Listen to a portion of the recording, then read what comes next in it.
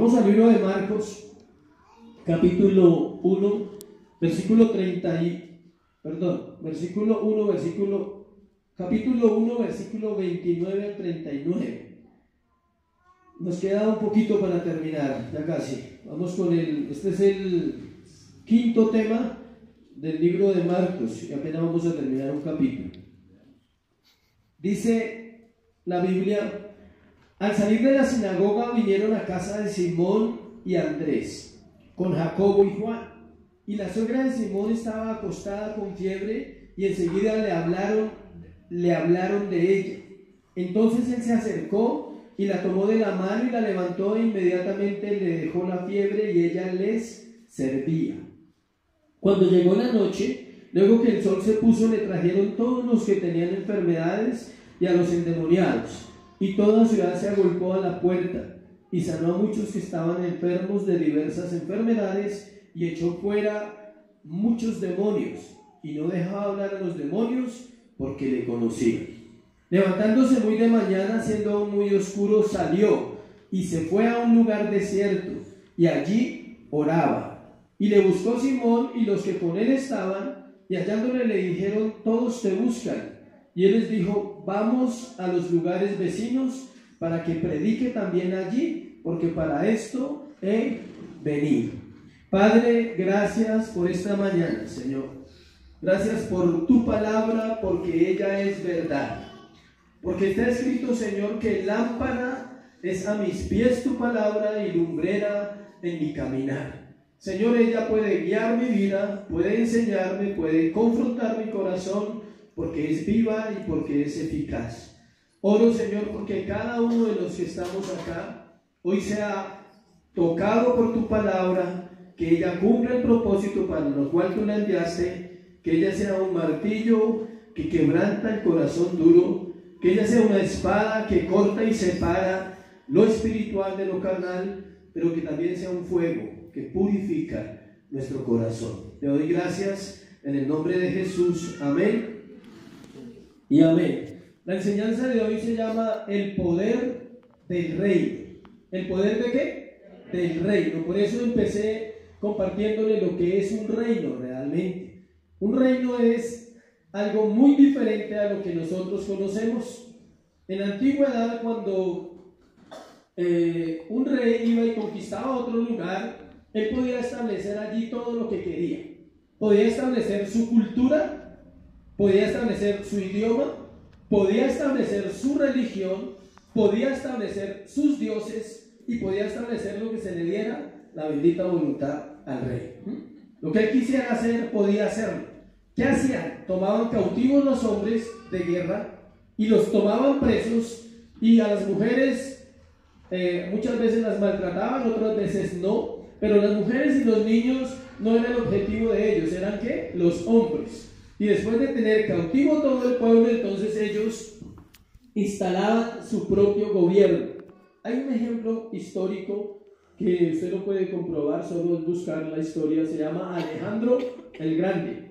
330 años antes de Cristo, Alejandro el Grande conquista todo el mundo antiguo, todo el mundo griego, los persas, los griegos, todo. ¿Y qué hacía este hombre? Él llegaba a una ciudad y establecía el idioma ¿qué? Griego. Por eso el Nuevo Testamento está escrito ¿en qué?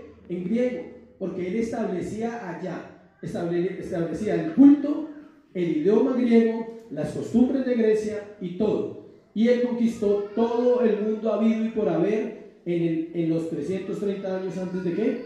De Cristo. Cuenta la historia que una noche, después de haber conquistado todo, o sea, uno dice, ¿será que una persona puede conquistar todo? Sí, humanamente sí, espiritualmente no. Solamente el día que seamos glorificados, ese día tú dirás, conquistamos todo, porque alguien lo hizo primero, un rey lo hizo primero por nosotros, para darnos la vida ¿qué? Eterna.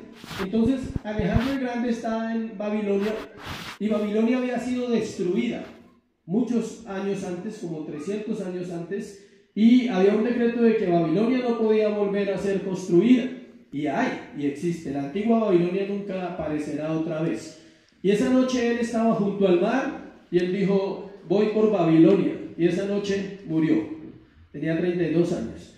No podía traspasar la palabra, podía traspasar cualquier cosa, ¿sí? Humanamente podía conquistar imperios y reinos y establecer lo que él quisiera, pero nunca podía traspasar lo que estaba ¿qué? Escrito. Porque el poder del reino es impresionante. Cuando una persona entiende eso, su vida es ¿qué? Transformada en todo el sentido de la palabra. Vamos a mirar hoy algunas cosas. Ahorita entramos en el tema, estamos en la introducción. Vivimos en una generación perversa, llena de maldad, que ha olvidado a Dios, que lo ha dejado, y pensamos que siempre fue así. Pensamos que la generación que tenemos hoy es muy buena, ¿sí sabía?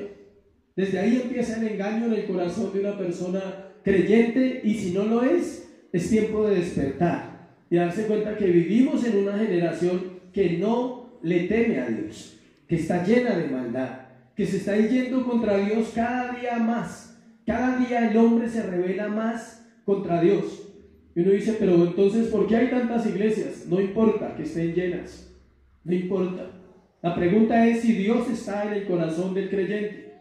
Si tu vida está sujeta a la palabra, si tú no perteneces a este mundo, y si ya saliste de la oscuridad a la luz, entiendes lo que es esto que vamos a hablar, o que estamos compartiendo, de una generación que llena de la maldad. En Génesis 1:31 dice que no siempre fue así. No siempre fue así. ¿Por qué? Porque cuando Dios terminó de crear todo, en el libro de Génesis, en la creación, dijo que Él vio que todo era ¿qué? Bueno. Y bueno en gran manera. Una cosa es buena y otra cosa es bueno en ¿qué? Gran manera. O sea, que beneficiaba a todo el mundo. Dios en su perfección, escuche, antes de crear al hombre le creó todo: cielo, tierra, mar, aire, todo. Y lo puso en un lugar perfecto para que él viviera perfectamente. Cuando el hombre vive imperfectamente, entonces la tierra también entra en un estado de ¿qué? De imperfección. Y venimos en una decadencia de hace miles de años. Cuando el hombre pecó, trajo consigo la muerte, la enfermedad y la decadencia en los hombres. La muerte humana es un castigo por el pecado del hombre. Si Adán no hubiese pecado, no necesitaríamos ¿qué? Morir, seríamos eternos, porque Dios nos creó para una eternidad. Romanos 8, 19, 21 habla de la creación. Dice que la creación gime, y también dice que la creación espera la manifestación de los hijos de Dios. La creación entera es consciente de Dios más que el hombre. Usted lee en la Biblia pasajes que dicen: los árboles danzan, las montañas sienten la presencia de Dios. ¿Y cuánto nos cuesta a nosotros saber que hay un Dios real y realmente vivir para Él en temor? Temor no es miedo, temor es respeto, es reverencia a que lo que la Biblia dice es cierto, aunque tú y yo no lo comprendamos, y que todo lo que está escrito ahí tarde o temprano se va ¿qué? A cumplir. Encontramos en la sección que vamos a estudiar hoy del libro de Marcos cómo el Señor Jesucristo hace 2000 años manifestó su amor y su gracia, mostrando su poder sobre esas cosas, sobre la enfermedad, sobre el interés que Él tenía de las personas. Él no solo quería sanar enfermos y echar fuera demonios, ese no era su propósito principal. Eso era una parte para mostrar ¿qué? Su poder, para decir: yo tengo poder sobre la vida y sobre la muerte, tengo poder sobre la enfermedad, tengo poder sobre todas las circunstancias. Pero más allá de eso, Dios venía ¿qué? A salvar pecadores, a ganar almas. El fin de la sanidad y las liberaciones no eran porque fueran buenos, escuche. La mayoría eran incrédulos. Todos los que Jesús sanó, hay un milagro en la Biblia que muestra más claramente eso. Los que les guste lo pueden ir a investigar luego. Es cuando es la alimentación de los 5,000, cuando Él multiplicó los panes y los peces. Dice que eran 5,000 hombres, pero eran 5,000 hombres con sus familias, lo cual nos da una cantidad más o menos de 20,000 personas para arriba, porque las familias no eran como ahora de 1 o 2 personas, eran familias grandes. De pronto no llevaron a los pequeños, pero los grandes sí estaban allá. Entonces, eso nos muestra que era mucha gente. Pero lo curioso es que en ese pasaje que está en Juan y en los evangelios, Jesús hace saber que después de que Él los alimentó, al otro día se amontonaron todos para buscar a Jesús, y Jesús les dice: ¿por qué me buscáis? O sea, ustedes me buscan por la comida, ¿cierto? Porque ayer les di comida y ustedes creen que hoy les voy a dar otra gratis. Olvídense, o sea, no les voy a dar nada, ¿sí? Dice: ustedes me buscan por la comida que perece y no por la que a vida eterna permanece, que era la palabra. Él dio un sermón, pero ellos se preocupaban era de su alimentación, ¿qué? Física. Tristemente hoy es igual. La gente quiere ir a las iglesias a encontrar soluciones a sus problemas. Ya le dije que hay un programa que daban hace 20 años que se llamaba así. Ubíquelo en la internet y ahí encuentra solución a su problema. Hace 20 años en Todelar, ¿sí? No hay otra cosa que hacer, ¿sí? La iglesia no es eso. La iglesia es un lugar donde las personas vienen a buscar a Dios. Escucha, ¿a buscar a quién? A Dios. Y Dios en su soberanía decide qué hacer contigo. Él decide si cambia a tu marido, no te preocupes. Sí, Él decide si te resuelve el problema financiero. No el pastor, no la iglesia. No es así, no funciona así. ¿Saben qué está interesado Dios? En tu alma. Porque Él sabe que si el alma del ser humano no vuelve su corazón a Dios mientras vive en un cuerpo, se va a perder eternamente. Y Dios lo mostró en la Biblia, y hoy lo vamos a mirar cómo para Él no era más importante el cuerpo que el alma. Para nosotros es más importante el cuerpo porque lo cuidamos harto, pero el alma la descuidamos también harto. Actualmente seguimos necesitando la intervención de su poder en nuestra vida espiritual, emocional y física. No predicamos contra los milagros, mas tenemos que aclarar que los milagros no son el punto principal del Evangelio de Jesucristo. ¿Sigue haciendo milagros o no? Sigue haciéndolos. ¿Sigue sanando? Obvio. ¿Sigue liberando personas? Sí. Pero ese no es el centro del Evangelio. ¿Cuál es el centro del Evangelio? Cristo y crucificado. Cristo y venerado en el corazón de cada ser humano, respetado, ¿sí? Tenido en cuenta para cualquier decisión. Por eso es necesario predicar el Evangelio, que era la forma como Jesucristo mostró su poder y llevó a cabo su ministerio. Vamos a mirar 3 cosas hoy. La primera, la prueba de su persona. No de su persona, su merced, sino la prueba de su persona, ¿sí? Él no estaba en Boyacá. Amo los boyacenses porque mi esposa es de Boyacá, no se preocupen. Bueno, entonces no era de su persona, su merced, sino la prueba de su persona. De él. ¿Quién era él? El verso 29, vamos a empezar ahí. Dice: al salir de la sinagoga vinieron a casa de Simón y Andrés con Jacobo y Juan. El verso comienza diciendo que al salir de la sinagoga, lo cual nos dice que fue el mismo día del pasaje anterior. O sea, el sermón que compartimos hace 8 días es el mismo día. ¿Qué día era? Un sábado. La Biblia le da a usted todos los detalles, otra cosa es que nosotros no los busquemos, pero a mí me encanta la Biblia por eso. Me apasiona buscar todo exacto, para no decir mentiras en el púlpito. ¿Qué día era? Sábado. Léalo y lo va a encontrar por qué era sábado. ¿Por qué los sábados iban a dónde? A la sinagoga, no el viernes. ¿Sí? Era el día del Señor, para ellos era ¿cuándo? El sábado. Y dice que saliendo de la sinagoga fueron a la casa de este hombre llamado Pedro los 4 discípulos que él había llamado antes. No estaban los 12 todavía. Solo habían ¿qué? 4. Habían presenciado todo lo ocurrido, escuche, la enseñanza, la autoridad que Jesús tenía sobre los demonios y la autoridad de su palabra y la autoridad de su juicio, que fue lo que vimos hace 8 días. El tema de conversación debió ser el siguiente. Entonces, a mí me gusta meterme en la Biblia y caminar con los apóstoles y con Jesús cuando estudio. Entonces, yo me imagino el tema de conversación de estos 4 personajes que eran bien especiales. ¿Sí? Cuando usted estudia la vida de estos 4 hombres, descubre que eran igual a usted y a mí. Uno negó a Jesús, Pedrito. Los otros 2 se creían mejores que todo el mundo, Juan y Jacobo. Y Andrés le probaron la fe en el milagro de la alimentación de los 5,000. ¿Sí? Entonces sí ve que no eran nada especial. Iguales, común y corrientes como nosotros. Entonces me imagino el tema de conversación, dirían, tremendo con quien estamos hablando, ¿no? O sea, es el propio, es el duro. Ese es, o sea, no nos equivocamos al seguirlo. Acaba de hacer cosas tremendas. Los demonios se sujetan a él. Toda la gente lo escucha. Vamos por buen camino. Aquí nos va a ir bien. Valió la pena dejar el pescado para venir a servirle al maestro. Ellos estaban en esa conversación, pero dicen los estudiosos que la casa de Pedro quedaba a una cuadra de la sinagoga, o sea, en la esquina. Allí en la esquina quedaba la casa de Pedro. Salen de la sinagoga, se van para la casa de Pedro. Pedro era un hombre casado. La Biblia lo dice. Además, vamos a entrar a su casa. ¿A la casa de quién? De Pedro. Primera de Corintios 9:5, para que lo anote ahí, dice que Pedro era casado. Él habla ahí de su esposa. Habla del derecho que tenían a tener, ¿qué? Esposa. Y ella lo acompañaba en sus viajes misioneros porque parece que también le servía al Señor. La tradición dice que Pedro tenía por lo menos un hijo, aunque el Nuevo Testamento no dice nada acerca de eso. La tradición.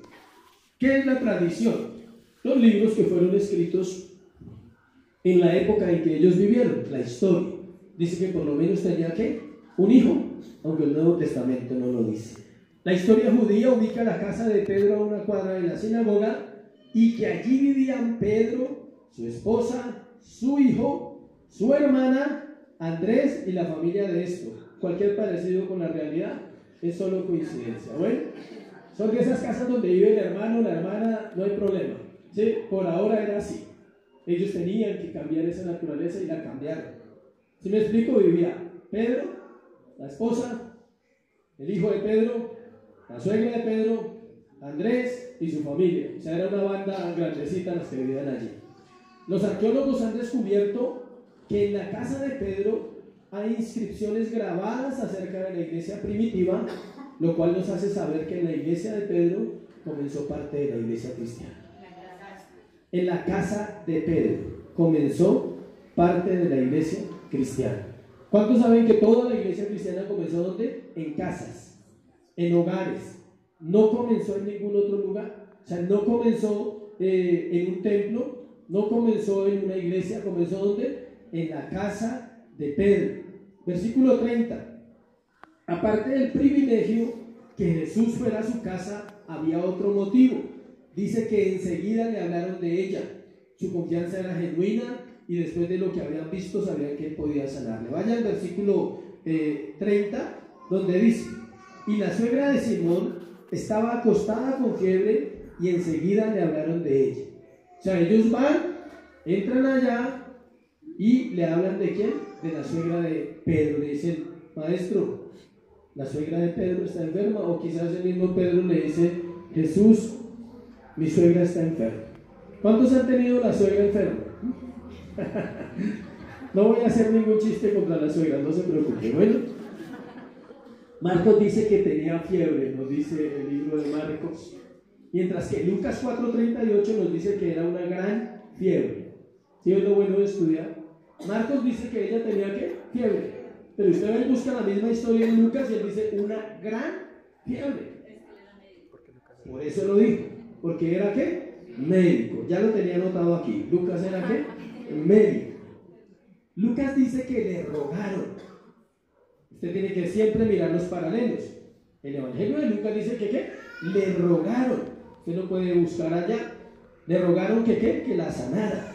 El versículo 31, vamos a ir más adelantico, nos regala otro dato importante. Entonces él se acercó y la tomó de la mano y la levantó inmediatamente y le dejó la fiebre y ella ¿qué? Le servía.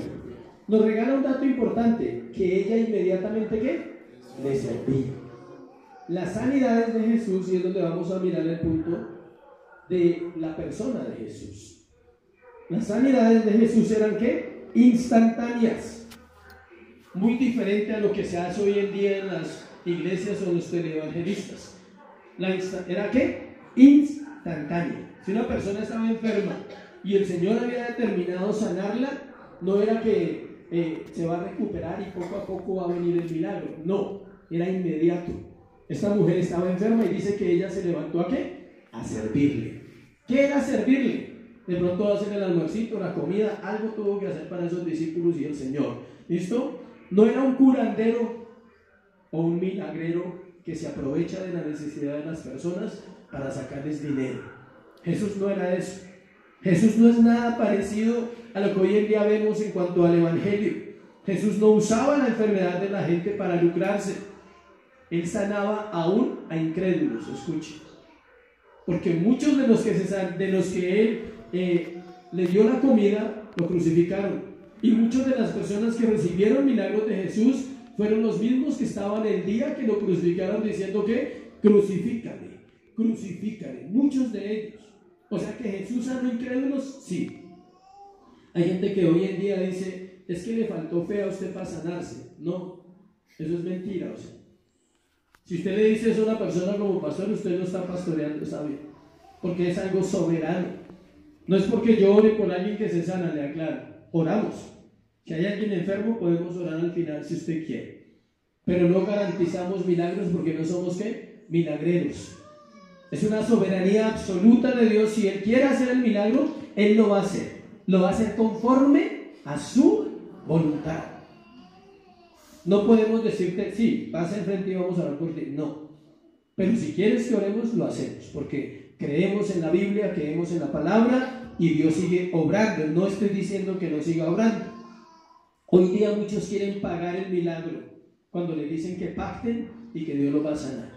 ¿Sí sabía que la gente paga el milagro así? De tanto, y vamos a orar por usted y Dios lo va a sanar. Eso se llama pagar por el milagro.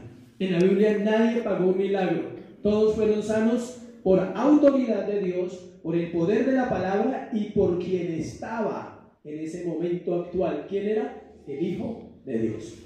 Es difícil hoy que alguien tenga esos atributos, aunque aparentemente sucedan cosas. ¿Sí sabía? Pueden suceder cosas. La pregunta, ¿vienen de parte de Dios o vienen de parte de quién? Porque Dios busca una sola cosa. ¿Qué buscaba Él con los milagros y las sanidades? Uno, mostrar el poder sobrenatural que tiene Él como Dios, pero otra cosa importante, buscar que la gente se acercara a Dios, que tuviera arrepentimiento y que tuviera, ¿qué? Fe, para creer que Dios quería, ¿qué? Obrar en la vida de todas las personas. Las veces que el Señor obró la sanidad en las personas fue inmediata y se vio su poder. Lucas 4:40, aquí donde estamos, es el mismo pasaje que estamos leyendo, haciendo un paralelo a este pasaje, dice que fueron muchos. Ese sí lo voy a leer. Vamos a Lucas 4 para explicar una cosa acerca de ese día. Es importante saber eso. Lucas 4:40. Al ponerse el sol, todos los que tenían enfermos de diversas enfermedades, escuche, los traían a Él, y Él poniendo las manos sobre cada uno de ellos, los sanaba. Dice la Biblia que fueron, ¿qué? Muchos, tal vez centenares, escuche, cientos de personas ese día recibieron, ¿qué? Sanidad y liberación. Él no necesitaba decir ato y reprendo y tal, nada. Simplemente ponía las manos y se sanaba. Se sano, iba sanando personas.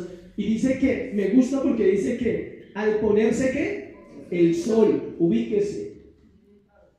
Sencillo, después de las 6, ¿sí? ¿Quieres saber por qué después de las 6? Porque era día de reposo y no era permitido trabajar, según la ley que ellos habían torcido. Los judíos habían torcido, ¿qué? La ley. Y para ellos eran tan rigurosos que si una gallina ponía un huevo la mataban. Se habían vuelto tan legalistas y tan religiosos como pasa a veces que la gente se vuelve religiosa cuando conoce los versículos y se los aplica al prójimo, no a él.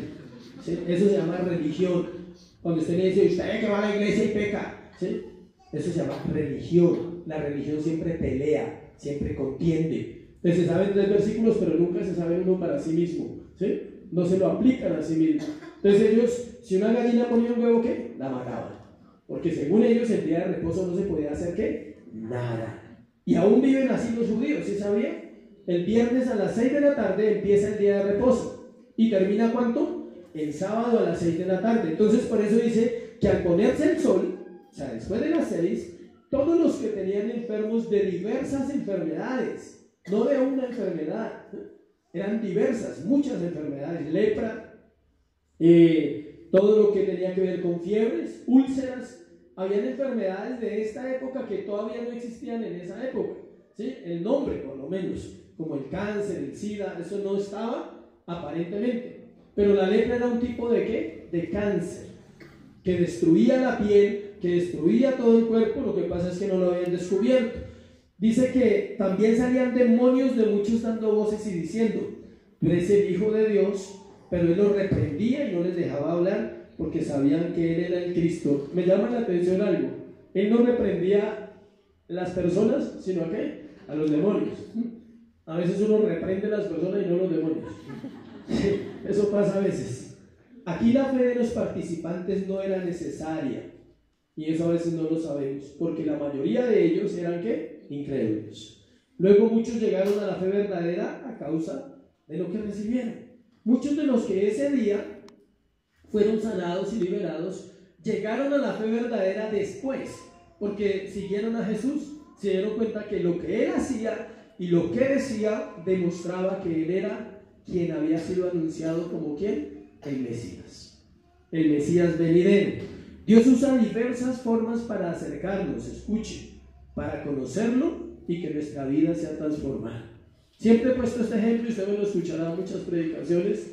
El 90% de las personas que vienen a una iglesia por primera vez, me incluyo, no se preocupe, y sé que los que ya llevan más tiempo también se incluyen, siempre llegamos por una necesidad. ¿Cuál era mi necesidad? Ser libre de las drogas. Después de 15 años de consumo, era justo ser libre, ¿sí? Decía yo. ¿Sí? Toda mi vida pensé que podía hacerlo solo, pero cuando Dios, en su amor y en su misericordia, llega a mi vida, lo primero que yo pude experimentar fue eso. Dije, gracias.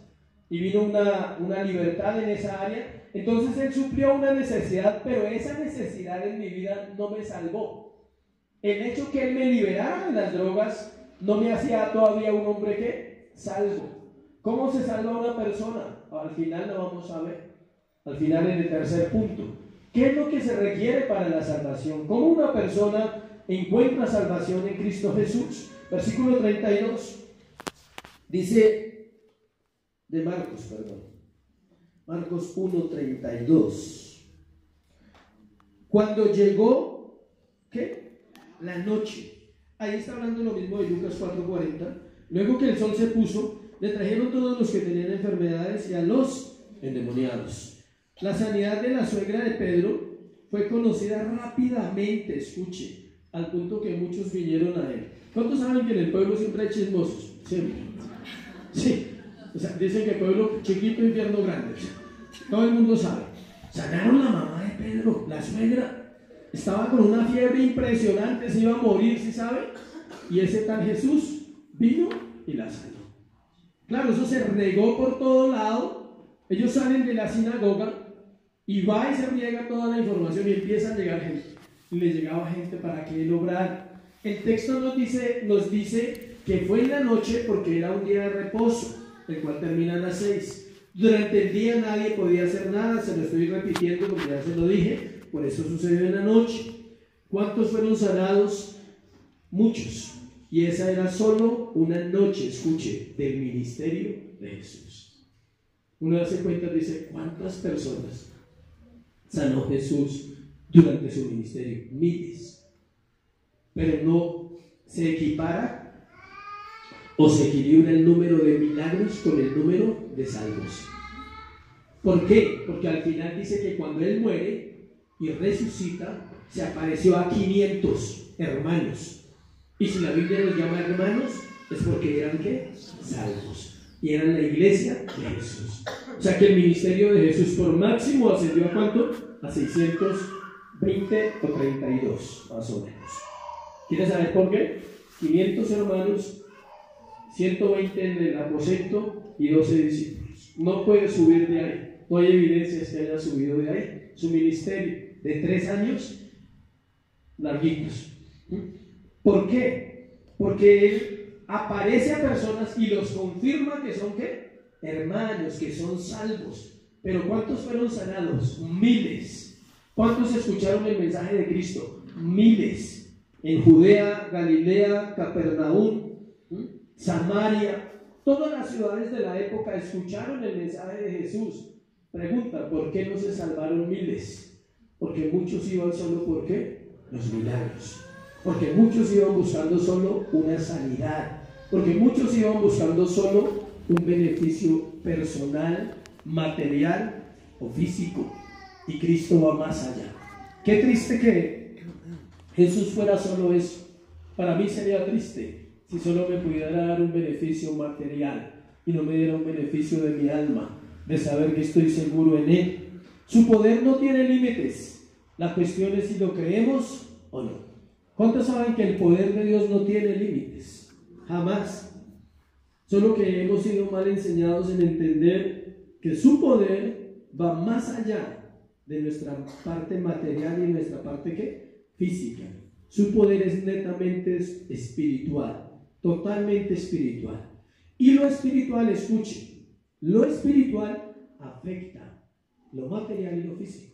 Una persona salva empieza a vivir una vida diferente. No se garantizan lujos, fincas, nada de eso se garantiza. Ni riqueza. Si Dios quiere, amén. Si Dios quiere enriquecer a alguien, ¿quién se lo puede impedir? ¿Alguien?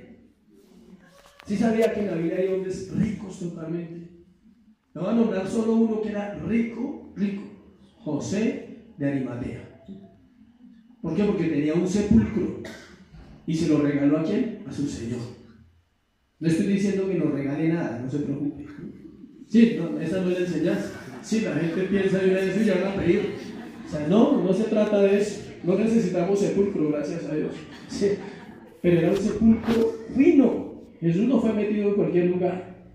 Tener un sepulcro dentro de una cueva, un terreno especial para eso, si no le da la vida de Abraham, él compró un lugar para enterrar a Sara y a su descendencia. Y allí quedaron muchos y esos lugares todavía existen. Si pueden ir a Israel antes que nosotros, nos cuenta. Bueno, sí, porque hay que ir. Eso es un sueño que vale la pena luchar, que vale la pena ahorrar, vale la pena ir a ese terreno. Allá está la casa de Pedro. ¿Sí sabía que cuando usted va a Israel le dicen, bienvenido, siga? Esta es la casa de Pedro, ¿sí? En esa pieza estaba la mamá, la suegra de Pedro, ¿sí? Allá está el pozo del paralítico de Bethesda, bienvenido, ¿sí? ¿Se imagina esos lugares? Y uno gasta en otras cosas, pero bueno, sigamos. Segundo, él primero comprueba que él es la persona que está anunciada en el Antiguo Testamento como el Mesías, y lo comprueba mostrando su poder sobre la enfermedad, su poder sobre la muerte y sobre diversas cosas, y su poder sobre el mundo demoníaco. Porque dice que los demonios los reconocían, hablamos hace 8 días, y empezaban a hacer escándalo porque son escandalosos, ¿sí? No estoy diciendo que los escandalosos sean demonios, sino que los demonios son escandalosos. Es diferente, ¿sí? Los demonios eran ¿qué? Escandalosos. Y él no venía a buscar fama ni reconocimiento, entonces decía, silencio, cállense, listo. Y ellos le obedecían. Segundo, el poder de su acción, versículo 35. Levantándose muy de mañana, como nosotros, siendo aún muy oscuro, salió y se fue a un lugar desierto y allí ¿qué? Oraba. El poder de su acción. ¿Cuál era el poder de su acción? Uno dice, ¿qué hacía que Jesús manifestara ese poder? Aparte de ser Dios, había algo que él tenía que hacer: orar. Entonces el poder de su acción está basado en ¿qué? En la oración. Por eso se instar, si de pronto alguien no sabe, es recordar, aconsejar, amonestar, animar a la iglesia a que ore. ¿Cuándo? Constantemente. Porque hay poder ¿dónde? En la oración. Aprendimos que la labor de la noche anterior se extendió hasta tarde. Usted tiene que pegarse al texto cuando quiera comprender una parte de la Biblia pequeña. Dice que, vuelvo y se lo leo, me devuelvo un poquito, cuando dice ahí en el versículo 32, cuando llegó ¿qué? La noche. y fueron cientos. Entonces esa noche no fue muy larga para Jesús, al contrario, fue ¿qué? Corta. Fue larga para él el trabajo que hizo, pero fue corta ¿para qué? Para descansar. Cuando dice que muy de mañana, solo hay una hora muy de mañana, y según los judíos es de 3 a 6 de la mañana, que es la cuarta vigilia que ellos manejan. Eso se llama muy de mañana. Cuando uno le dice que si madrugó a las 8 es terrible, o sea, ¿sí? Hay gente que madruga a las 8 para ir a hacer nada. Entonces, es que madrugué. ¿Y a qué hora se levantó? A las 7. No vaya a madrugar tanto, o sea, ¿sí? Madrugar es 3 y media, 4, ya hay para arriba, ¿no? O sea, porque es cuando no hay luz. Él dice que, ahí dice, levantándose muy de mañana, siendo aún ¿qué? Muy oscuro. ¿A qué horas es oscuro? 3, 4, ya a las 5 empieza medio a aclarar. Entonces, ¿cuánto durmió? Poquito. Volvemos a emparejar los dos textos. Muy de noche les llegaba la gente y muy de mañana se levanta. Entonces él pudo haber dormido por ahí de 12 a 3 de la mañana. Digamos que lo tuvieron ocupado, ore y sane y libere y todos los demonios ahí, ¿sí? Que hacen bulla. Él duerme poquito, escuche. Esto nos enseña que el sueño no le proporcionaba a Jesús el descanso que él necesitaba. A veces queremos descansar físicamente, pero usted sabía que es difícil descansar físicamente cuando tu alma no está bien. ¿Cuántos se acuestan y no pueden dormir? No por orar, no, claro, no por ese deseo ferviente en su corazón de orar. Es que no puedo dormir porque estoy dedicado a la oración. O sea, no. Pero ¿cuántos dan vueltas en la cama teniendo todo? Escuche, ¿teniendo qué? Todo. No estoy hablando de riquezas ni de lujos. Tener todo es tener vida, tener salud, tener un empleo, tener un techo propio o un arriendo, pero Dios provee para el arriendo. Eso es tener todo. Tener hijos, sanos o no sanos, pero ahí están. Juiciosos o no juiciosos, pero son hijos. Eso es tener ¿qué? Todo. Pero Jesús no necesitaba, el sueño no le daba descanso. ¿Qué le daba descanso? Estar en la presencia de Dios. Eso demanda esfuerzo, ¿sí sabía? Se ha dicho que la oración verdadera implica todo el ser de nosotros, nuestro espíritu, nuestra alma y nuestro cuerpo. Que el que ora de verdad invierte todo su ser en la oración, no solo sus palabras, Dios, te adoro, no, es su corazón, es su sinceridad. Orar es sinceridad. Orar es decirle a alguien algo que ya sabe. Es decirle, he pecado contra ti, Dios. Y Él no te va a decir, ya lo sabía, ¿para qué me lo cuenta? O sea, no. Pero Él ya lo sabe. Pero Él espera una relación, como tú esperas una relación de confianza con el esposo, la esposa o con los hijos. Como cuando la esposa sabe algo ya de uno y ella está esperando que uno se lo cuente y a veces se queda esperando. Sí, porque los hombres no contamos, somos cerrados, ¿sí sabía? ¿Cuántos hombres hay en este lugar?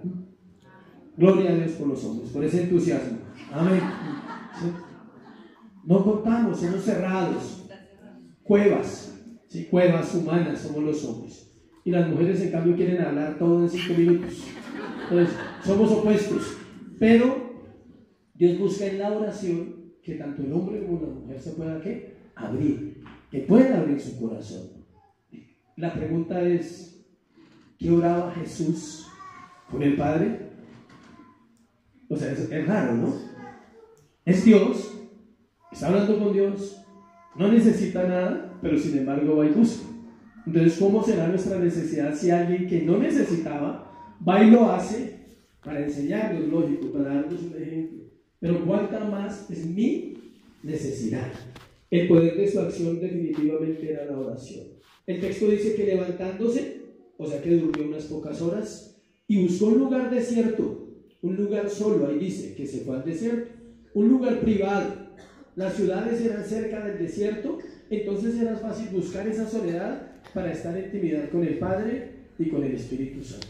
Me parece tan bonita la obra de Jesús de no separarse de su Padre aún estando en la tierra a través de la oración. O Solo hay un momento en que Él es separado del Padre y es en la cruz del Calvario. Cuando dice, Dios mío, Dios mío. Note que no le dice Padre. Usted tiene que diferenciar las oraciones de Jesús en la medida que va aprendiendo el Evangelio. Hay oraciones donde Él dice, Padre, oro porque tú siempre me oyes. Cuando ora por Lázaro y lo resucita. Hay oraciones donde dice, Padre, que te conozcan a ti, el único Dios verdadero, Juan 17:3, o Juan 17 es la oración más larga que Jesús hace, y es la oración dirigida ¿a quién? Al Padre. Pero cuando Él está en la cruz, Él no dice, Padre, Padre, ¿por qué me has abandonado? Él dice, Dios mío. Porque era un hombre muriendo en la cruz del Calvario para tomar el lugar del hombre que estaba condenado por su pecado y darnos libertad eterna. Era el hombre Jesús muriendo en la cruz del Calvario, representando ¿qué? Toda la humanidad y cargando el pecado de nosotros. Por eso el Padre no podía acercarse, porque el Padre no puede tolerar el pecado. Él no mira el pecado, ¿sí sabe? Si Él mirara su pecado y mi pecado, nos destruiría. Él mira a Cristo, la obra redentora perfecta de Jesús por nosotros. Entonces, cuando Él mira tu vida, por más imperfección que haya, por más que le hemos fallado, siempre ve a Cristo y se sonríe y dice, menos mal estás ahí. O sea, menos mal vives en esa vida, porque si no me tocaría tomar una acción jurídica inmediata contra el pecador. Pero cada vez que te mira a ti y me mira a mí, ve a quién, a Cristo, en mi corazón, y eso me hace acepto en Él, amado, me hace acepto por Él. Oró todo el tiempo durante su ministerio, escuche, todo el tiempo. Él no oraba de vez en cuando. Encontramos en Juan 17 una de las oraciones más extensas registradas en la Biblia y que muestra el corazón e interés de Jesús en la oración. ¿Por qué oraba Jesús? Eso demostraba varias cosas, escuche. Total dependencia al Padre y al mismo tiempo nos enseña la necesidad de hacerlo nosotros. ¿Cuántos necesitan aprender a orar? ¿Quieren saber cómo? Es sencillo, miren, no es un curso de 3 días para usted aprender a orar. Es a través de las Escrituras. Ahí aprendes a orar. Hay terminología muy rica, hay términos que nunca hemos escuchado, entonces los tomas y los aprendes, y hay verdades que confrontan mi vida. Y cuando yo digo, Señor, tu palabra dice que si confesamos nuestros pecados, tú eres fiel y justo para perdonarnos y librarnos de toda maldad. A eso vine esta mañana, a confesar mis pecados. Primera de Juan 1:9. Señor, tu palabra dice que tu voluntad es buena, es agradable y es perfecta. Romanos 12:2. Yo quiero conocer esa voluntad para mi vida. Yo te aseguro que sea una oración corta o larga, entra directamente ¿a dónde? Al cielo. Porque es la palabra de Dios en el corazón de Dios, escuchando a los hijos de Dios para responder como Dios. Amén. Es diferente si tú llegas allá solo con la quejabanza. ¿Sí? ¿Sí saben cuál es la quejabanza? ¿No quieren saber cómo es la quejabanza? Ya no aguanto más, ya no soporto esta situación, ya no sé qué hacer, Dios, ¿yo qué hago?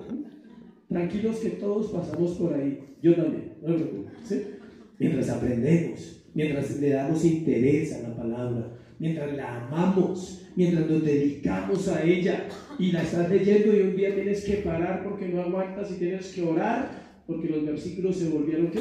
Vida, porque te entró la espada al corazón, entró y penetró y ahí paras y dices no puedo leer más, tengo que orar aquí porque esto es importante para mí. ¿Sí me explico? Entonces vamos a cambiar la quejabanza por la palabra, ¿sí? Tranquilo, no se preocupe, Dios también escucha la chilladera, no se preocupe. Y esa clamadera, todos lo hemos hecho, yo también lo he hecho. Aún a veces tengo que recurrir a decirle, Dios, por favor, interven, ¿sí? En algo que está sucediendo en mi entorno. Y Dios dice, Él sí se sabe la Biblia completa, entonces Él me devuelve un verso que dice, estar quietos y creer que yo soy Dios. Confiar, ¿sí? Yo he vencido al mundo. Entonces recuerdo los versículos y digo, está bien, confío en ti, Señor, tú tienes el control de todas las cosas. Pero ¿cómo me lo recuerda? Con la palabra. No me lo recuerda con el problema, tenga en cuenta eso. Dios no te dice, tranquilo que le voy a hacer esto, le voy a hacer aquello, o sea, no. Uno se ha inventado muchas cosas que Dios dijo y Dios nunca ha dicho. Siempre te lo recordará ¿cómo? Con la palabra. Tercero y último. Antes de entrar al tercero, aquí hay una frase que no leí. Un cristiano que no ora debe revisar su corazón y pensar muy bien si ha nacido de nuevo o solo es un seguidor y no un hijo. ¿Escuchó? Un cristiano que no ora, habla a cristianos, no los que empiezan. Debe revisar su corazón y pensar muy bien si ha nacido de nuevo o solo es un seguidor y no un hijo. ¿Cuántos saben que las personas importantes tienen seguidores hoy en día con la tecnología, ¿no? Dale like y empiezas a seguir a alguien, ¿no? Entonces, así, hay mucha gente que está con Jesús como con las redes sociales, le da un like cada domingo, me gusta, me gustó, súper, pero no lo conoce, no es hijo. Entonces, no le des like, ¿sí? Conócelo, o sea, entra en una relación con el tercero. Llegamos a lo más importante del sermón de hoy. No quiere decir que lo otro no era importante, pero aquí es lo que vamos a compartir hoy, y es encontrar la prioridad de su misión, se llama. El tercero es la prioridad de su misión, versículo 36 al versículo 39. Y le buscó Simón y los que con él estaban, ya sabemos quiénes eran, y hallándole le dijeron: todos te buscan. Y él les dijo: vamos a los lugares vecinos para que predique también allí, porque para esto he venido. Es la misma prioridad de la iglesia. Escuchen, la prioridad de Cristo Jesús ahí es la misma prioridad de la iglesia en cualquier lugar del mundo. ¿Cuál es? La predicación de la palabra de Dios, el mensaje del Rey y del reino de Cristo. Versículo 36. Simón despierta. Obvio, porque también durmió. Allá estaba en la casa de él, ¿cómo no iba a dormir? Dice, y nota que el Señor no está allí. Él se despierta en su casa y dice: uy, el maestro se fue.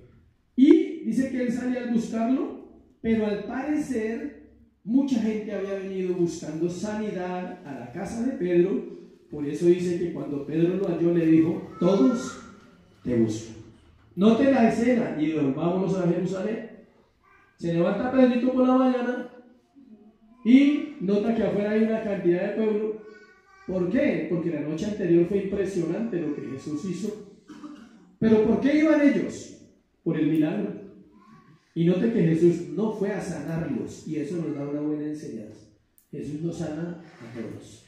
Eso es mentira. O sea, cuando a ti te venden la idea que vas a ir a un lugar y porque vayas a ese lugar Dios te va a sanar, es mentira. Dios te puede sanar si tú pones tu fe en Jesús, si entiendes sus caminos. De hecho, la sanidad es un regalo, ¿sí sabía? ¿Añadidura de qué? De la salvación. Es una añadidura.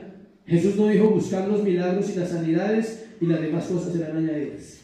Mateo 6:33. ¿Qué dijo? Buscar el reino de Dios y ¿qué? Su justicia. Y si hablamos de justicia salimos mal esta mañana, ¿sí? Entonces primero dice: buscar el reino de Dios y su justicia, y las demás cosas os serán ¿qué? Añadidas. Riquezas materiales, salud, buen matrimonio, buenos hijos, todo eso es ¿qué? Añadidura. Pero al igual que cuando alimentó a los 5,000, esperaban un desayuno ¿qué? Gratis. Esta persona se esperaba un milagro gratis. ¿A cuánto les gustan las cosas gratis? A mí también, no se preocupe, eso no es pecado, ¿sí? Y cuando usted dice: uy, salió todo bien, gratis. Las cosas sin gas, dicen por ahí, ¿sí? Sin gastar, ¿sí? A muchos es bueno que nos guste, pero no siempre va a suceder así. Al igual que cuando él alimentó a los 5,000, estas personas no tenían un interés genuino en quién, en Jesús, sino querían recibir ellos. Es necesario tratar una crisis actual en cuanto a lo que es importante dentro del cristianismo y cuál es la prioridad del mismo Dios para con nosotros. Escucha, tu mayor necesidad no es la necesidad de Dios contigo. Piensa en eso. ¿Cuál es tu mayor necesidad hoy? Inmediatamente viene un problema interno, casi nunca interno, sino externo.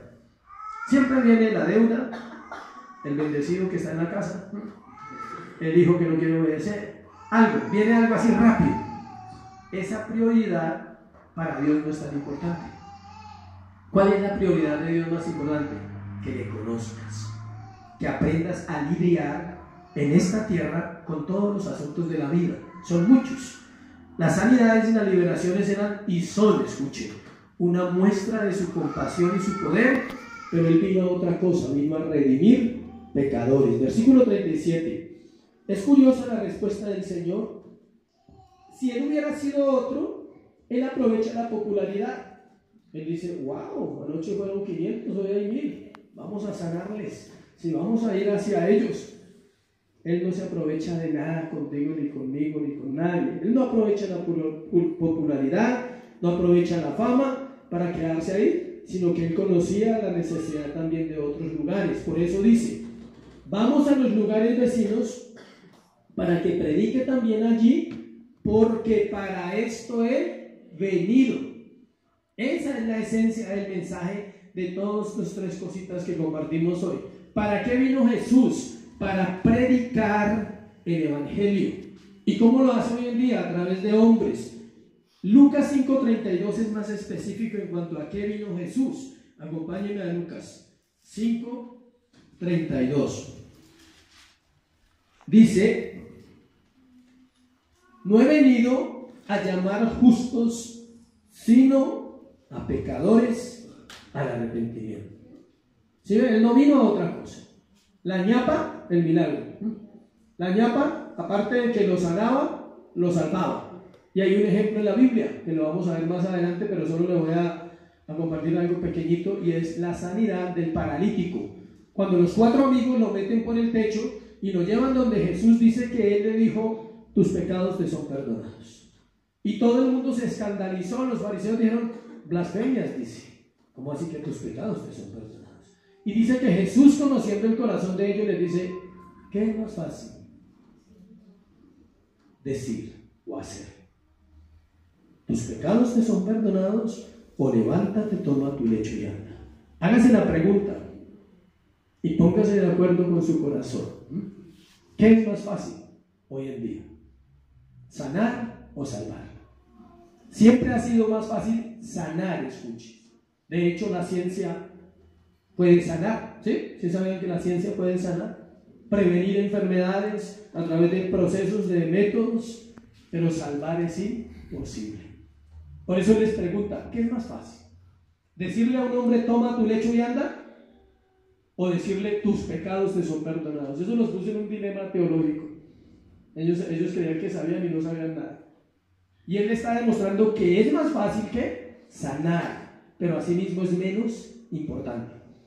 Que es más importante que el alma. Y entonces le dice, pues para que vean, ahí fue un poquito, ¿sí?, directo a los fariseos. Dijo, que les voy a mostrar que puedo hacer las 2 cosas. Lero, punto.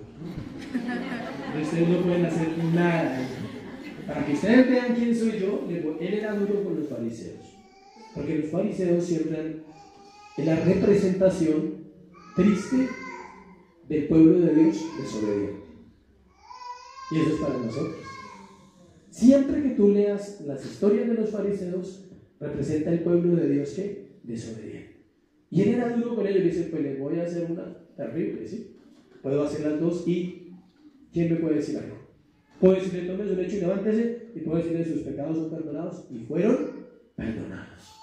Él se salvó de muchos milagros que hubieron. No todos se salvaron. Él se salvó, el paralítico se salvó, porque cuando a usted se le perdonan los pecados es que salvo. Mientras que cuando usted sana una enfermedad no se sabe si ya es salvo. Es diferente la situación. Otro verso ahí, espectacular. Lucas 19:10 nos dice que Él vino a buscar y salvar lo que se había perdido. Porque el Hijo del Hombre vino a buscar y a salvar lo que se había perdido. Los milagros no pudieron salvar a nadie. Esas mismas personas tenían que responder con arrepentimiento y fe para ser salvos. Lo que pasó en el versículo 39 se repitió por meses, porque lo que más hizo el Señor en su ministerio fue predicar el Evangelio. Se repitió una y otra vez, todos los días predicó ¿qué? El Evangelio. Pero volvamos a Lucas 19:10, porque el Hijo del Hombre vino a buscar y a salvar lo que se había perdido. Punto E del sermón. Tú no encuentras a Dios. Se lo leo. Él vino a buscar. ¿Quién está perdido? El hombre, no Dios. Nadie se acerca a Dios voluntariamente, ¿sí sabía? Si se acerca a Dios es porque Él ya puso dentro del corazón de ese hombre o de esa mujer esa intención, porque Él vino a buscar. Él nos busca en medio de la oscuridad, escuche. Y hay un texto que dice que Él habita en tinieblas. Y a la gente le parece una locura eso. Dios habita en tinieblas. ¿Por qué tiene que habitar en las tinieblas? Porque allá estábamos, porque de allá nos sacó, porque allá hay miles de seres humanos todavía. ¿Y quién tiene que entrar a sacarlos? Él. Nadie más los puede sacar. ¿Sí sabía? Me impresionó un día que entendí eso. Dice, Él habita en la oscuridad. Yo decía, pero Dios es luz, pero Dios es santo, pero Dios es amor, pero Dios es poderoso. Sí, pero tiene que ir a la oscuridad a buscar a quién? Al pecador. Si no lo hace, ¿quién va a ir? ¿Quién irá por nosotros? Dijo el apóstol Pablo. ¿Sí? ¿Quién hablará? ¿Quién dirá? Tú y yo no podemos llegar a las tinieblas de un corazón, podemos llegar quizás un poquito a su corazón con lo que sabemos, pero Él sí conoce la profundidad del corazón del ser humano y tiene que ir a buscarle, dice, y a salvar lo que se había perdido. Note que no dice Él. Toda palabra en la Biblia es tan importante en la gramática. Una coma, una tilde cambia todo el versículo, y un Él cambiaría el versículo, y salvar a Él que se había perdido. No, salvar lo que se había perdido. ¿Qué se perdió? La imagen de Dios en el hombre. Algo. No Él, no era la persona, era la imagen de Dios que se desvirtuó desde siglos y está perdida en este momento, a tal punto que el hombre está diciéndole todos los días a Dios que Él no es importante. Con sus acciones le está diciendo. Encontramos al finalizar, para terminar, en Romanos 10, capítulo 13 al 15. Romanos 10, 13 al 15. Un verso impresionante para estos tiempos. Aquí encontramos lo que el apóstol Pablo escribió respecto a la misión que realizó el Señor Jesús y ahora su iglesia debe realizar. Esto es el resumen de la predicación de Cristo. Pablo lo toma y lo dice.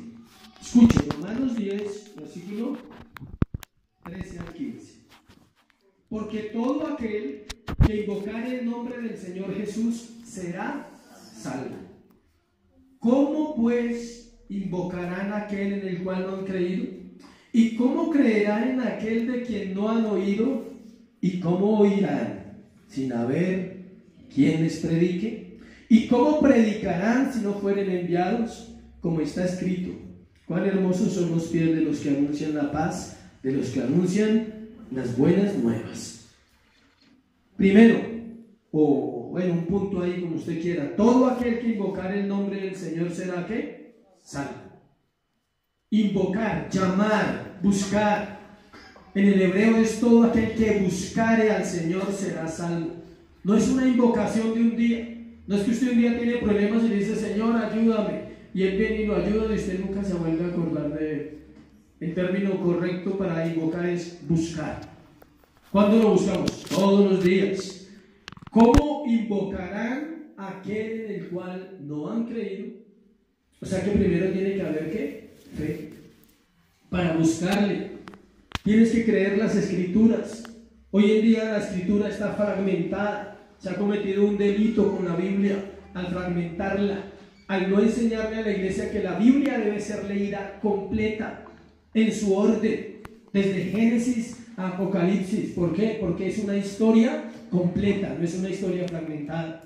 Cuando tú tomas pasajes de la Biblia y empiezas a inventar que Dios te habló, tal vez no te ha hablado, porque no conoces las escrituras. Porque para que tú digas Dios me habló, tienes que tener una secuencia, entender de dónde vienen los escritos de Marcos. ¿De quién vienen? De Pedro. ¿Y de dónde vienen los de Pedro? Del Antiguo Testamento. ¿De dónde vienen Romanos? Del Antiguo Testamento. Pablo toma Romanos y es el mismo Isaías y nos lo revela en Romanos. ¿Quieres entender Isaías? Estudia Romanos. Si quieres entender Romanos, estudia Isaías y verás que estudias algo bueno. ¿Sí ve? No es que Dios me dijo tal cosa. ¿Quién lo escribió? O sea, ¿Cuándo fue? O sea, ¿quién te lo dijo? ¿Qué contexto histórico? ¿Qué día era? Por lo menos sabemos que era un sábado y punto. Sí, no, es que Dios me dijo. ¿Qué le dijo? No le dijo ni siquiera quién lo escribió, entonces no te hablaba. Si no te dijo ni siquiera dónde fue y cómo sucedió y quiénes escucharon, no te hablaba. Eso es estudiar las Escrituras. Dios nos ha regalado esa pasión en la iglesia porque la gente se ha llevado ¿a quién? A Dios, no al pastor. Es tanto el mal que se le hace a la gente cuando la gente se acostumbra a que el pastor es el que tiene el poder, ¿sí? Y los hombres se vuelven súper ungidos, súper reverentos y súper reventados, o sea, ¿sí? Y por el título entonces creen que el hombre tiene el poder para orar por otro. Sí, yo oro por el que Dios ponga en mi corazón y no estoy devaluando la oración de un siervo, jamás. Pero escuche, qué valioso y qué rico que el pueblo cristiano pueda decir: conozco las Escrituras y ellas dan testimonio de mí, dice Jesús. Erráis porque ignoráis las Escrituras y el poder de Dios. Se lo dijo a gente estudiosa, a gente que llevaba años estudiando, miles de años estudiando la ley, y va y les dice: ¿sabes una cosa? Erráis, fariseos, porque no me conocen. En otra parte dice: mi pueblo se perdió porque le faltó conocimiento. O sea, tenían, sí, ¿qué conocían? La liturgia. ¿Sabes qué es la liturgia? Los rituales de las iglesias. Todas las iglesias tenemos rituales. Esto es un ritual. Ese es el nombre correcto. La adoración es un ritual, la predicación es un ritual, la ofrenda es un ritual, la música es un ritual. Cristo no es un ritual, ¿no? Es diferente cuando lo conoces en el interior. Pero Él quiere que la gente se congregue, no estoy diciendo que no se congregue. Él quiere que la gente le adore en comunidad. Pero si no lo conocemos, ¿cómo invocarán a aquel en el cual no han creído? ¿Cómo creerán en aquel de quien no han oído? Esa es la función suya y la mía. Decirle a otro que hay un Salvador que vivió en la tierra, que murió en una cruz por ti y por mí. ¿Cómo predicarán si no fueren enviados? Y al final dice que se debe anunciar las buenas nuevas que traen paz al corazón y la paz de Cristo. ¿Cuántos quieren conocer a Dios? Amén. Aquí está. ¿No te lo puede presentar un hombre por muy bueno que sea un sermón? Aquí está. En las Escrituras está. Ahí lo puedes conocer en tu casa, en tu mañana, en tu noche, en audio, en un carro. Todo el tiempo puedes estar aprendiendo de la Biblia. ¿Quieres conocerlo? Ahí está. No está encubierto, dice Pablo. Nuestro evangelio no está ¿qué? Encubierto a los hombres. Está revelado por el poder del Espíritu Santo en las Escrituras a todo aquel que cree. Está revelado el evangelio.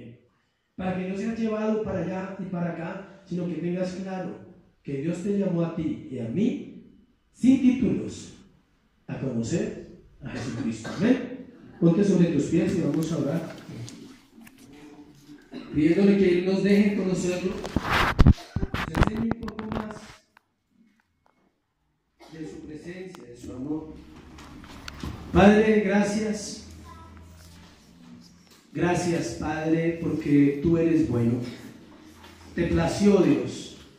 Fue tu placer y fue tu voluntad enviar a tu Hijo a la cruz, para que hoy miles y miles de seres humanos en todo el mundo puedan predicar un domingo el Evangelio y puedan venir a la salvación, Señor, solo porque está escrito: ¿cómo oirán si no hay quien predique?